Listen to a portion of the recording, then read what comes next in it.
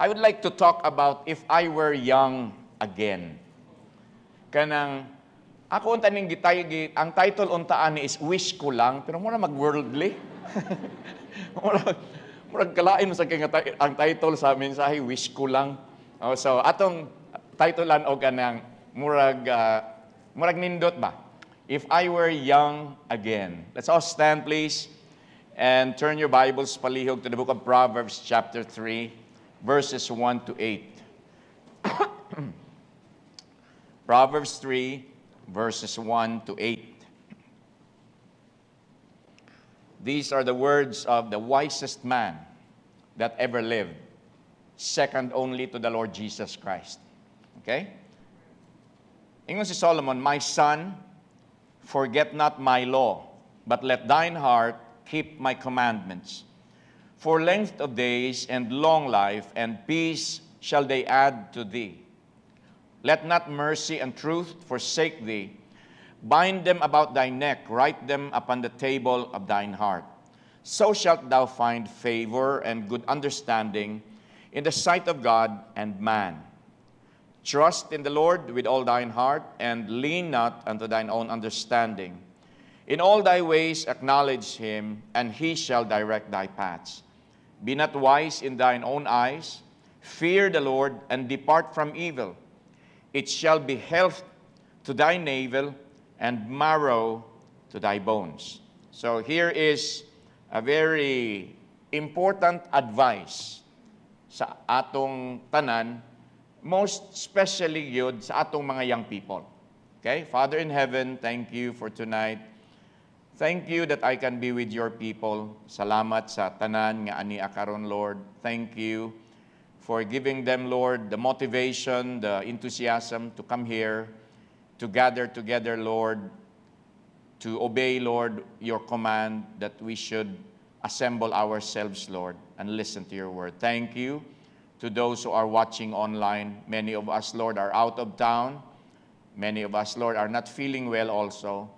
Tagai sila pod, Lord, og grasya. Tagai sila, Lord, og kalipay. And tagai ko, Lord, og langit nun nga kaalam as I speak to your people, hinaot unta, Lord. That we can learn very important principles, Lord, from your word. And help me, Lord, with your wisdom. In Jesus' name, palihog. In Jesus' name, amen. Thank you, and please be seated. There was an old man who retired, and during his retirement, gipangutan na siya nga, if you have to do it all over again, unsa man, ana ba?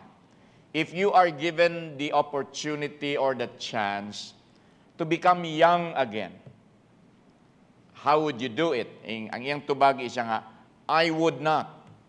Dili ko. And then he went on to share from his wealth of experience. So kani nga tiguang, he doesn't want to live life again, but he wants to share from the wealth, from the grabe kaayo niya nga na-learn out of experience. And experience is a very good teacher. And mao nang di ba na ginaingon nga the good old days. There's the statement nga the good old days, but I believe that is just an illusion because actually they are not as good as we are inclined to remember. Usahay manguta magreminisce ko sa akong high school days, perting bibuha agus sa National High School batch 1983, bibo kaayo na. And then I would reminisce my sa akong college days in Cebu, perting bibuha pod. Tong sa Iloilo na, bibo pod. Daghang kaayong mga good memories. And then we would say, those were the days. The good old days. But we forget about how difficult it was to be young. Lisod pod, oy. O kamong mga young people, sayon ra ba ng inyong kinabuhi? Dili, oy. Lahi ka lisod. Siguro, walang siguro ninyo mamatikdan. But when you become older, you will see that it was difficult to be young. Na ay mga uncertainties, you were insecure when you were facing the crossroads kanang asa man ko diri ko or diha. The Lord would give you will bring you to a place of decision. Asa man ko, dinhi ba ko or dito ko. So it is actually difficult, and actually we really wanted guidance and a sure sense of direction. I thank the Lord that I had my father. I thank the Lord that I had my mother. Salamat ko sa Ginoo nga na ay Pastor Steph itong una when I was in Iloilo. When I was in Cebu, salamat sa Ginoo nga there was a Pastor Gisalva. There was a Manong June Lumagbas who taught me, who trained me, who guided me. Because there were times, mga kaigsunan nga, wa ko'y hanaw, so to speak, kung unsay akong himuon. Because there were difficult decisions that I faced when I was young. But knowing what I know now, tiguang naman ko, daghan akong nahibaw-an compared sa mga batanon, what principles and what faith would I live by? If I were to be young again, I am going to just follow the principles of faith nga akong na-experience nako. Lessons learned from experience are what age owes to youth. So, young people don't need rules from the good old days. They need truths that apply in every generation. And we get that from the Word of God. Kay wa man ni gina-respect nga henerasyon, Generation X, Generation Z, ano sa man pa Generation Y. Oh. Asa man ta na bilong Brother Adrian, Generation M or Generation J, sa Generation J kay Johnny Mangko. But mga kaigsuunan, it is not from the good old days. And so this evening, I enjoin all young people to listen. Listen well. Kamong wa pa naminyo, listen well.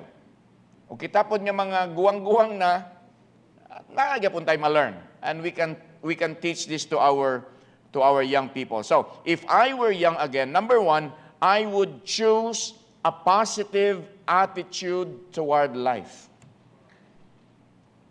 If you go to Japan, until today, rampant gihapon ng suicide. Manglukso, naapagigihapon ng samurai, the code of the samurai nga, kung mauwawan sila, kung they did something wrong, magpakamatay. Itong unang panahon, they do it with a katana. Karon, mangambak, mangbitay sa kaugalingon, ana. Muinom og hilo. Kaya nga naman, because they have a very negative attitude toward life. Now, kanang positive attitude, that is a choice each one of us has. Naana sa ato, you and I, young people, you are very capable of choosing to do positively, to look at life in a positive attitude. You have this choice today. Ayaw yung kuging na nga, wag yung choice, pastor, mauna, maghikog nga lang ko. You have a choice. You will always have a choice. Mintras buhay ang tao na a good night choice. Compared to some people, we did not fare so well, kana bang, di kay tayo pareha sa uban nga dato, ana ba, nga mga ilado, daghay kwarta, wa maglisod, ingon ana no? But the important thing is the attitude we choose to have about the circumstances and experiences of life. There are young people today nga they are well off.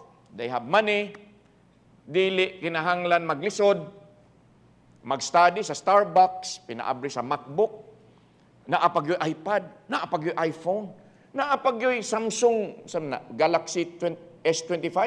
Grabe ka dato. Unya, pa latte lang. Unya, pa cappuccino lang. Why problema sa kinabuhi?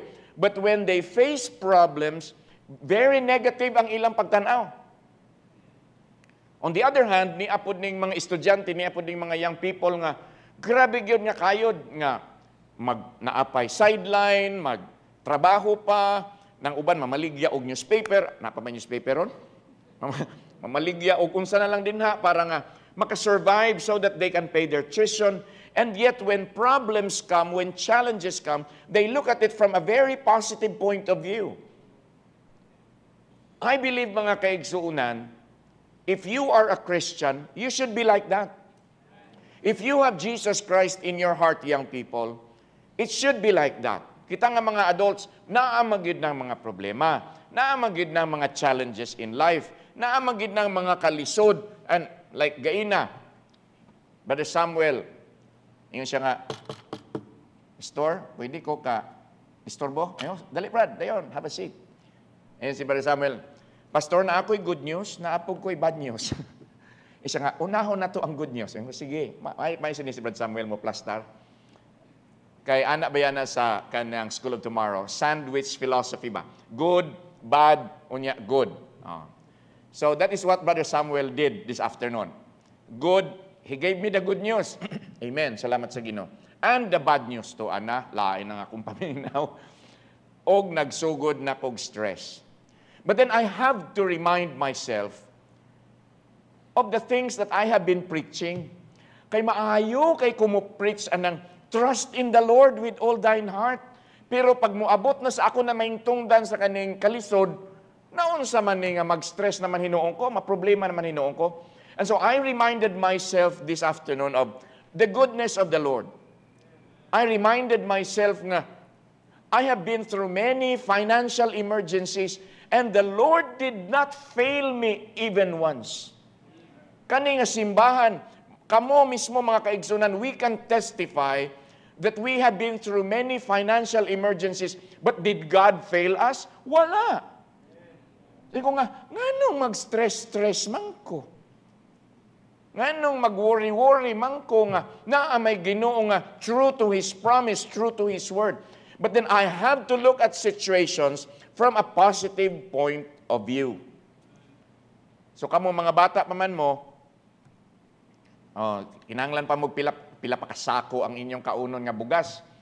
So mintras bata pa mo, dapat ang inyong mindset ingon ana na positive because the Lord is with you. And the Lord never lies. The Lord never fails. Dapat ingon ana ang inyong mindset. Young people, you will be encountering a lot of problems as you grow up. As you go through high school, as you go through college, as you go through if you go to postgraduate studies, you will have that. When you work, when you get married, there will be plenty of problems before you. But, kanindot, when you choose to have a positive attitude towards the circumstances and experiences of life. Narana ninyo, it's a choice. But as your pastor, I want you to do that. I want to encourage you. I want to remind you using God's word. I want to kanabang urge you na look at everything from a positive point of view. Gahapon, pag adto na ako sa kitchen, kay ko nga, wa pa man mag-text si Ma'am Russell. Dapat mag-text na ni siya nga lunch, anak na kay. Pero naman ko'y bisita, so I did not mind, okay lang. Na ako'y bisita na si Pastor Elros. Kay ko nga, Pastor, kanang, madto na ko, kay maniudto na ko, gigotom na ka. O sige, Pastor, adto na po me.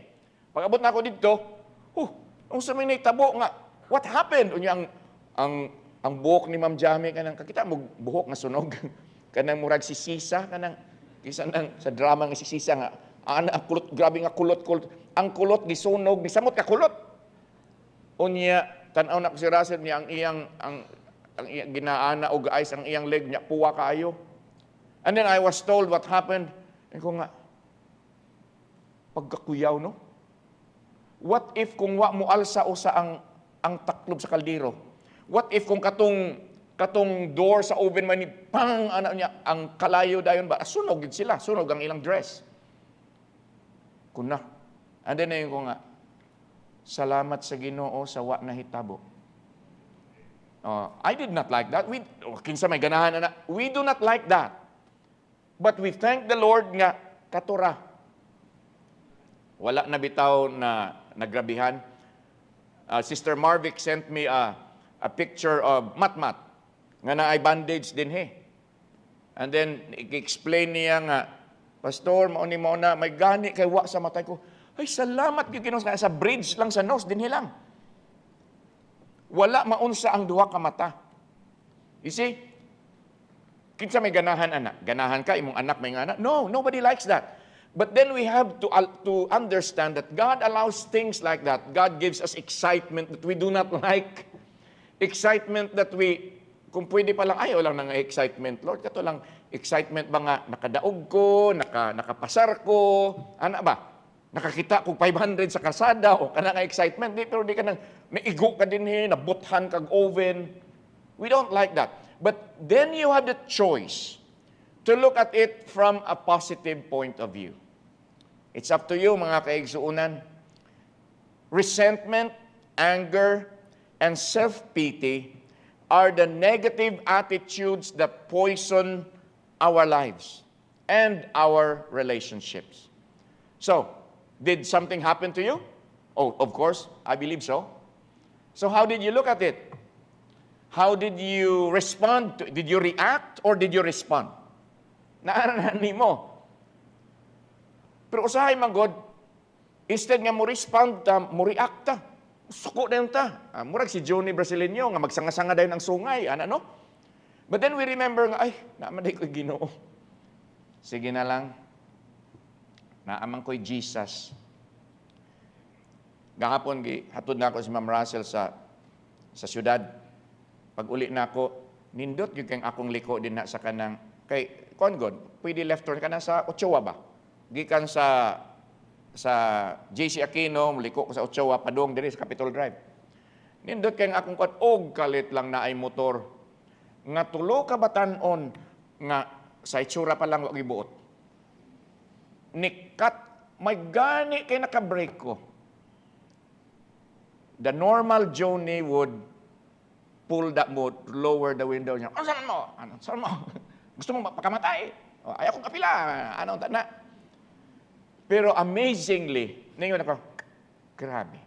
Sige lang, kaya na ako Jesus. O ano ba? Ko nga, pag abot na ako sa may 7-Eleven, ko nga, wow, milagro. Nakaingon ko adto nga, sige lang, kaya na ako Jesus. That was not my normal. It was not my normal.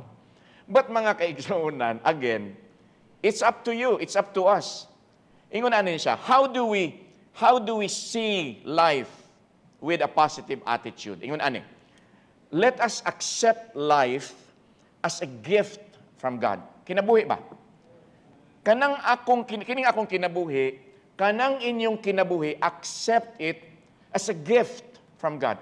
Because it is a gift from God.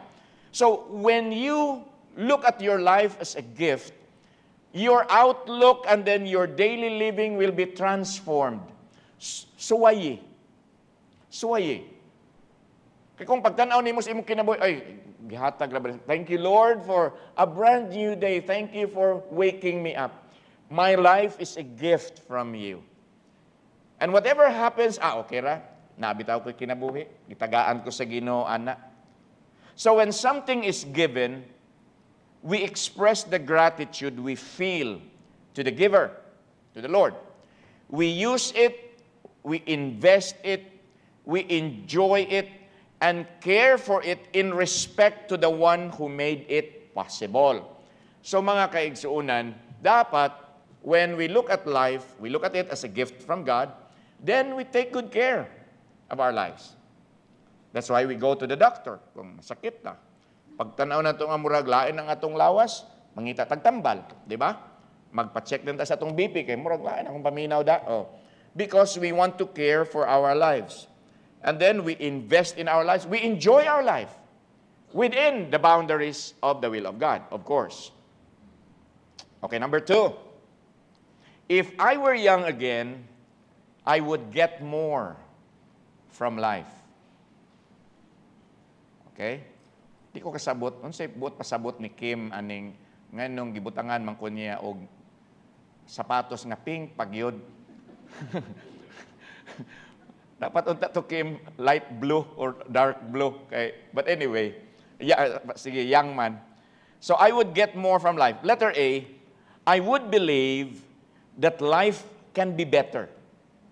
And I would make it so. With the grace of God, with the help of God. Kana bang, ayaw gyud og kanang, saon ta man, kay ingon ani ra mangyud ko, ingon ani na lang ko. Oh. Unsaon ta man, kay may man na sila, kay kwartahan, ako, kay ingon ani ra mangyud ko, maura gyud ko ani. Ayaw ana mga igsoon, oy. Oh, improve pod. Improve pod. Okay? If your life is really worthwhile, it is not because you found it that way. Let us look at what Jesus said. John chapter 10, verse 10. Tanawa palihog. The book of John, chapter 10, verse 10. The thief cometh not, but for to steal, and to kill, and to destroy. I am come that they might have life, and that they might have it. It is the life, have it more abundantly. Or, in other words, that they might have their lives more abundantly. Kang kinsa man nga gisulti, iya na sa Ginoo mga igsuon. Okay? Now, I'm not talking about kaning abundant life nga gaawas-awas imong kwarta, pag-abri nimo sa freezer, gaawas-awas ang mga pure foods, mga bacon, mga unsa na pag-abri nimo sa refrigerator, pagkadagan kayo margis nga mga cake. I'm not talking about that kind of abundant life. I'm talking about the abundant life nga you are happy in the Lord. So, abundant living means getting more out of life. And Christ said that He came to make this possible. We can give only what we ourselves have received. By the grace of God, naaman ng help sa Ginoo, then use that to improve your life. Di ba? Gitagaan man ka sa Ginoo capacity to work, you work. Dili kay magpahungit pa ka sa Ginoo. Ayaw, ana. Gitagaan man ka sa Ginoo nga og capacity to improve. God is giving you opportunities and privileges to improve yourself. So improve. Improve. Mao nang akong gi-drive ganina sa staff nga dapat naa gyud tay improvement. Because we are already in our silver year. Good Shepherd is already in the 25th year. Salamat sa Ginoo. When other schools were closing, when other schools are still closing right now, salamat sa Ginoo nga naara gyud gihapon mi. While most of the schools are lowering their salaries kay di na gyud kaya, we are still maintaining the salaries by God's grace. So mao na mga kaigsunan, if God has given you the opportunity to do something, do it. Dili kay, sige na lang. Anin naman lang ko, okay, sige na lang. No. Dapat mo improve ta mga kaigsunan. Let us improve. We can give only what we ourselves have received. Because you cannot give anything na wa diya sa imo. Karon kay nakadawat man kag blessing, be a blessing also. Ay dapat mag-amen mo adto. Ano ba? You are blessed to be a blessing. Because you cannot be a blessing if you are not blessed in the first place. But if you are blessed, which you are, then mga kaigsunan dapat mag-blessing po ta.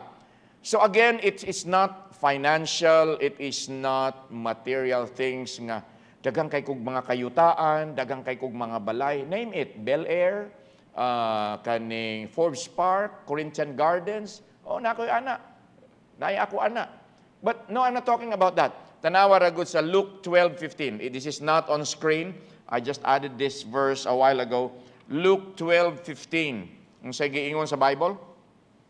And he said unto them, Jesus said, take heed and beware of covetousness, for a man's life consisteth not in the abundance of the things which he possesseth. There are people who have plenty of money. Grabe, gaawas-awas nga. Magpalit na lang og yate, palit na lang og helicopter, kay wa na gikagastuhan. A few days ago, last Saturday, we were in Uriah, kay gibury na mo ang ashes sa mother ni Ma'am Yen. And while we were having snack, to amin nagpasilong adtong na balay. Balay naman gid ni ba? Nya unsay sod? Kon lang. Pansyon lang. Napa electric fan. Kay og bobisita di ay ko, may lang na electric fan. Na isuga. Tiles. Pagkanindot kaayo. Grabe no? Gawas-awas ng ilang kwarta kita ang atong ma-afford. Maglisod pa ganitang isa lang kaingon anang gibutang itongtong lang sa iyo sa Bermuda grass, di ba? Maglisod pa. But sila gaawas-awas. But mga kaigsunan, even though they are like that, even though if money is not an issue with them, malipayon ba sila? Satisfied ba sila? Fulfilled ba sila? Niya po din Kristohanon nga pobre, igo-igo ra gyud, hand-to-mouth existence because it's your mouth and it's the hand of God. It's not your hand. It's a hand-to-mouth existence. So, gasalig ra ta sa grasya sa Ginoo, gasalig ra ta sa supply sa Ginoo, and yet malipayon. Kaya nga naman, mao nang giingon sa verse in Luke 12:15, it does not consist sa kung unsay naa nimo, pero kung kinsay naa nimo. If you have Jesus, then dapat mga igsuon, malipayon ka. Bisan og wala kay kwarta, igo-igo ray mong kwarta, sige lang, na may Ginoo. No? When I was talking to Brother Samuel, ko nga, Brad, wa man ni fail ang Ginoo, Brad, oy, pero sige lang, pray lang ta. Siya lagi, pastor, pray ta, pastor nga. Kanang, basi gina-challenge na ta sa Ginoo. Mo na ingon ni Brother Samuel ko, uy ha, maog yun na siya. Gina-challenge ta sa Ginoo. Sige, mag-pray ta. Ang sugod na sa tagluhod. Luhod na punta. Pero mo na mga kaigsunan, no? If I were young again, I would get more from life. Letter B, I would aim higher than before. If I am given a chance to be young again, ay dili ko mag-aim o kutob ra dinhi. I would like to aim higher. Oh, dili kang mag-stagnate. If you play a game, young people, asa man ka nga level kutob? Bisag level 2 ra ko, pastor, okay ra ko. Oh, grabe ha. Pero pag abot nimo sa level 2, ma-conquer nimo ang level 2, you want to go higher. Maubitan ang ginasulti nako sa inyo every now and then, take your faith to the next level. Do not allow your faith to stagnate. Do not allow your faith to plateau. Go up higher for the Lord. Reach higher for the Lord Jesus Christ. Kinsay i-bless, kamo. Kaya nga naman, kamo may nag-exercise sa inyong faith. God will not give me His blessings because you exercised your faith.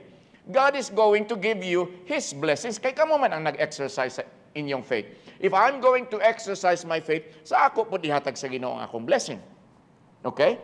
So mao na mga igsuon nga we have to understand that we get more from life when we are challenged by a task worthy of the powers God entrusted to us. So lift your sights. Aim high. Aim high. Ganina, istorya ni Brother Samuel.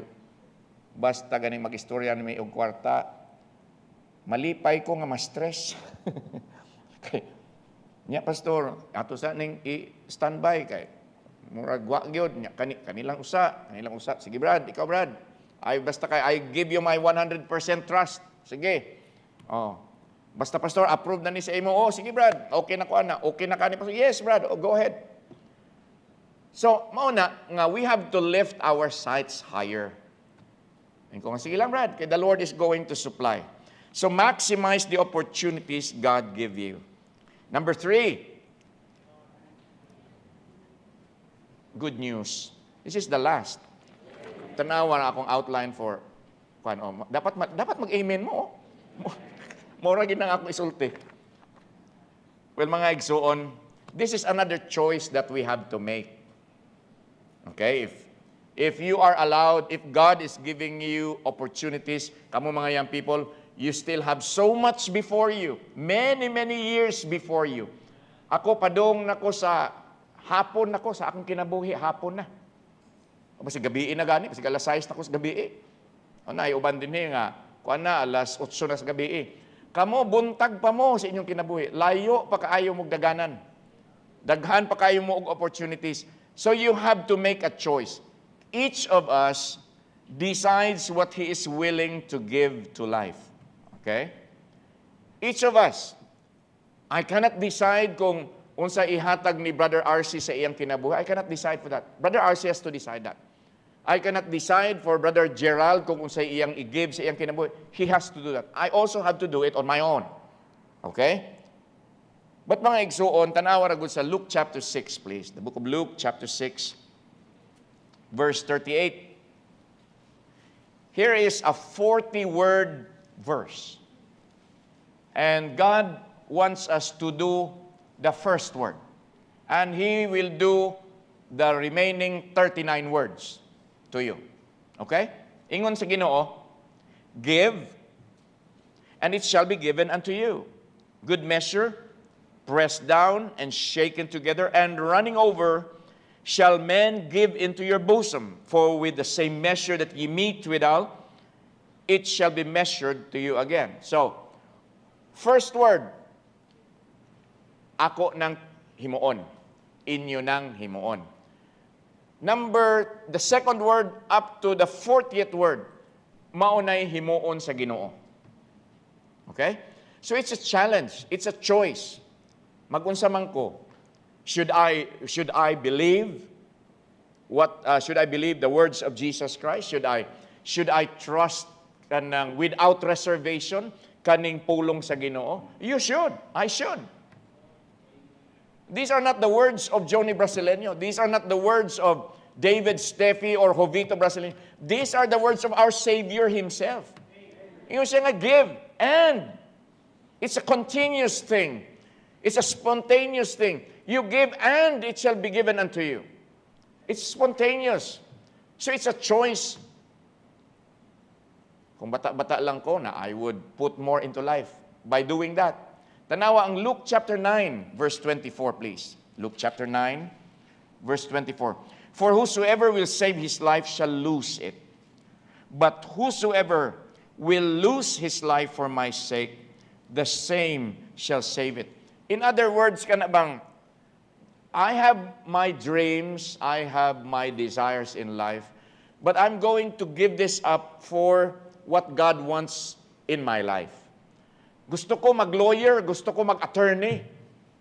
Kaya kung attorney lang ko karon, at least I can talk with Attorney May, I can talk with Attorney Celeste nga, way tihik-tihik sa words ba?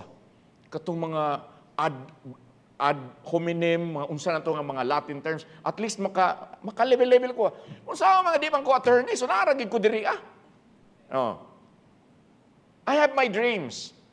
Tung una, kanilagay magsigitag tan-aw tung una og kaning kada Sabado sa TV ba nga black and white. Combat si Vic Moro kay numdum pa mo ana. Si Vic Moro. Sige man ko tan-aw ng combat nga salida kada Sabado sa silingan. Nang ambisyon akong mag-PMA ko, magsundalo ko, agoy kay di man pwede kay napustiso naman ko niya. Di kinahanglan full dentures na unsa masad ning gira dahil sa Pilipinas kay ingkitanay man di ni. But anyway, I had my dreams. But then when you say mga kaigsuunan ba kana bang whosoever will lose his life for my sake. Okay, Lord, I wanted to be a lawyer, I wanted to be this, I wanted to be a missionary pilot because I had this inspiration because my father would give me old issues of sword of the Lord. And I read missionary stories, nabasahan na ko ang stories sa mga pilots nga niadto sa Okan Indians, sila ni Jim Elliot. Ay, grabe kay ko inspired. I want to be a missionary pilot. Daghan kay ko dreams, but then later on, God brought me to Japan. I'm going to live here for the rest of my life. That was my dream. I can give what my sons need. I could give it to them. I can buy what we need. We can go on vacations every time we want to because I have money. The Lord had a different one. And so it came to the point, okay, Lord, I am going to lose my life. I'm going to give up what I want for you. So whatever you want, Lord. So mauna karon, dili ko attorney, dili ko Navy SEAL, dili ko pilot, di gani ko kat-kat sa lubi. Di ba? Kaya naman ay pilot sa lubi, di ba? Di po ko anak. So pero, I am the person I hated to become. Because I said, I will never be a pastor. You know, God has a very funny sense of humor. Nga ang pinakadili na ko, mo'y iyang gihimo sa ako. But I lost my life for Him. I lost my desires, I lost my ambitions for the Lord. And let me tell you, young people, usahay magmahay ko. Nagpastor man ko. Usahay ba? Kani bang pagka tulibagbag usahay sa utok? But actually, I am enjoying the blessings of the Lord. Salamat sa Ginoo. Salamat sa Ginoo. So mauna mga igsuon. According to Acts 20:35, it is more blessed to give than to receive. If you read the Beatitudes, ang Sermon on the Mount, di ba? Blessed are the meek, blessed are the poor in spirit, blessed are the etc., blessed are the etc.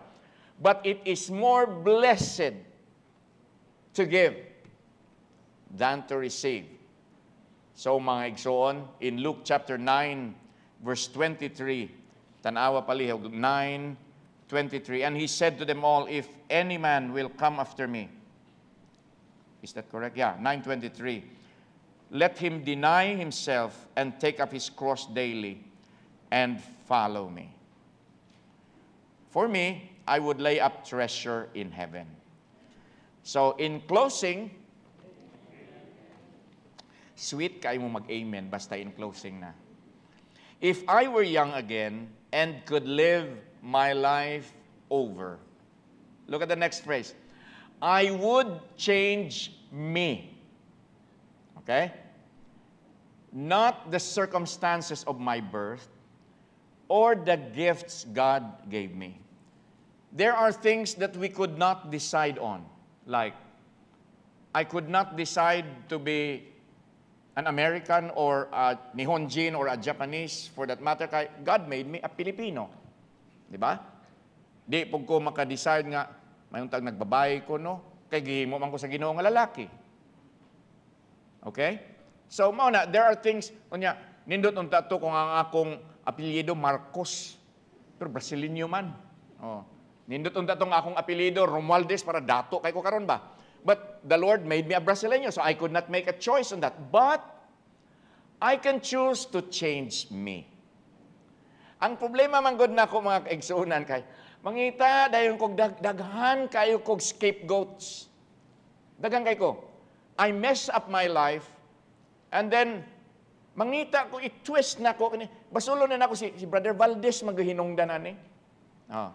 I say things in such a way nga people will think nga naingon ana na si Pastor Johnny tungod ni Brother Campos. Oh. I look at other people and blame them instead of blaming myself. Mga igsuon, change yourself.